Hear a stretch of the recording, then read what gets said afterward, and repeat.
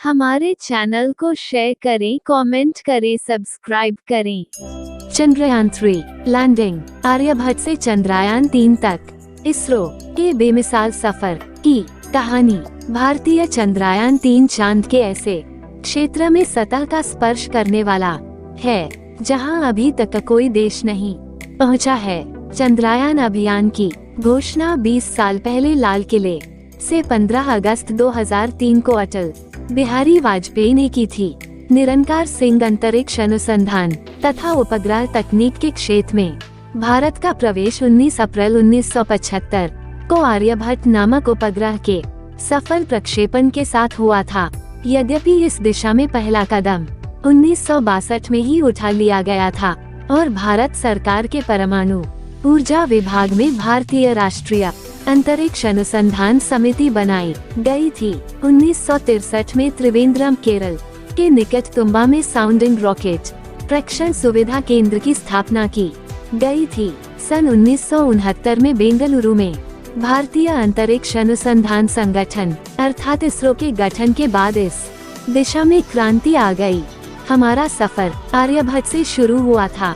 भारतीय अंतरिक्ष कार्यक्रम के जनक डॉक्टर विक्रम साराभाई ने एक ऐसी टीम तैयार की कि एक के बाद एक अनेक प्रतिभाशाली वैज्ञानिक भारतीय अंतरिक्ष अनुसंधान संगठन इसरो को दूरदर्शी नेतृत्व प्रदान करते आ रहे हैं। Professor Satish Dhawan, professor UR Rao, professor Kasturi Ranga और माधवन नैयर से लेकर अब S सोमनाथ तक इसरो का लंबा समृद्ध इतिहास है।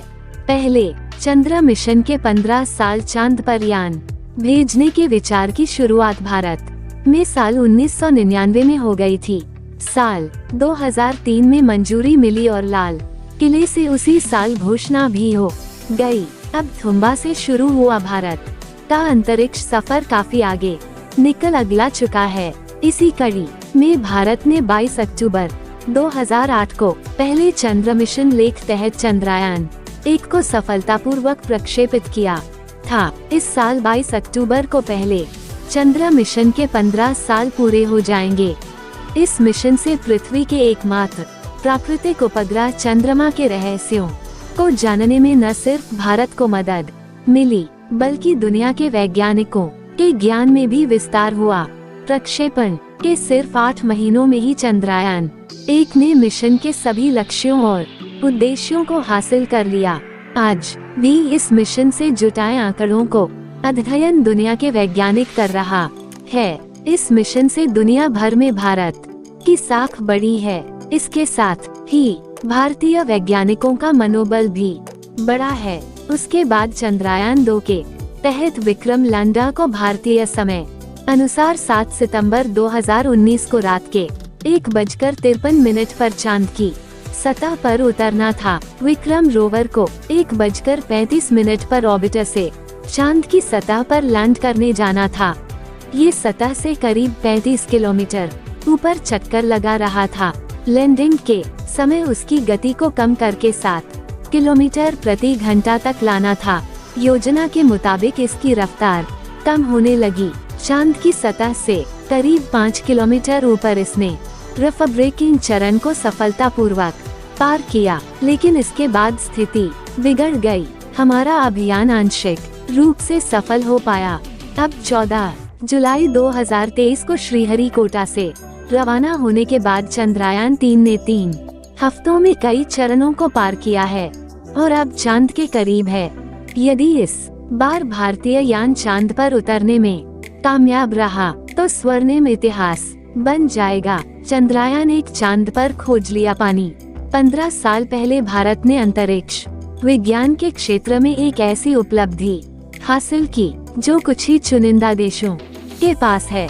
भारत सरकार ने नवंबर 2003 में पहली बार भारतीय चंद्र अभियान के लिए इसरो के प्रस्ताव चंद्रयान 1 को मंजूरी दी। इसके करीब 5 साल बाद 22 अक्टूबर 2008 को चंद्रयान -1 का सफल प्रक्षेपण किया गया। इस अंतरिक्ष यान में भारत अगला अमेरिका, ब्रिटेन, जर्मनी, स्वीडन और बल्गेरिया में बने 11 वैज्ञानिक उपकरणों को भी लगाया गया था। इस अंतरिक्ष यान का वजन 1380 किलोग्राम था।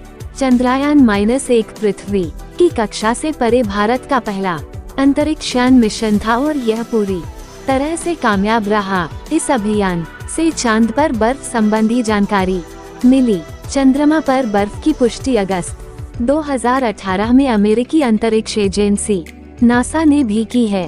आज चांद पर पानी संभावना खोजने का श्रेय भारत को देते हुए चंद्रयान-1 को गौरव के साथ याद किया जाता है। 14 नवंबर 2008 को चंद्रयान-1 ने मून इम्पैक्ट क्राफ्ट नाम का 29 किलोग्राम का एक भारी उपकरण चंद्रमा के उत्तरी ध्रुव पर गिराया। इस उपकरण ने नीचे गिरते समय चंद्रमा की ऊपरी सतह के अनेक चित्र लिए। इन्हीं चित्रों व डाटा का अध्ययन हुआ और 2009 में पहला महत्वपूर्ण निष्कर्ष निकाला गया कि चांद के ध्रुवों के पास बर्फ के रूप में भारी मात्रा में पानी है। चंद्रयान-2 पहुंच गया मंजिल के पास।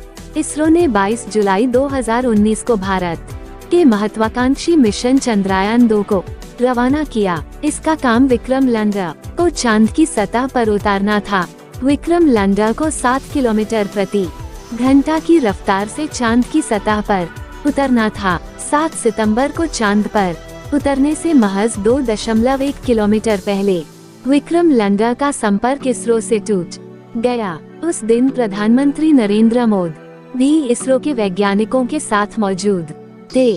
संपर्क टूटने के बाद विक्रम लैंडर की सुरक्षित या क्रैश लैंडिंग के बारे में जानकारी नहीं मिली। इसरो के पूर्व चीफ डी शशि कुमार ने तब कहा था कि डाटा देखने के बाद ही पता चल पाएगा कि विक्रम की सॉफ्ट लैंडिंग हुई है या नहीं। मिशन 95% सफल रहा। शायद कारणों की जांच अभी भी जारी है, क्योंकि रिपोर्ट अभी सामने नहीं आई है। अनुमान है कि विक्रम अभी भी सुरक्षित है। हमारा संपर्क ऑर्बिटर से अभी भी बना हुआ है। इस ऑर्बिटर का चंद्रयान-3 से भी संपर्क हुआ है। विक्रम लैंडर के संपर्क टूटने के बाद यह आम धारणा बनी कि भारत का मिशन चंद्रयान-2 विफल हो गया, पर ये सच नहीं है। इसरो के एक अधिकारी बताते हैं कि विक्रम लैंडर और प्रज्ञान रोवर मिशन का 5% हिस्सा थे। 95% हिस्सा ऑर्बिटर का है, जो सुरक्षित है, चक्कर लगा रहा है। इससे जो जानकारियाँ मिली हैं, वे चंद्रयान-3 के काम आ रही हैं।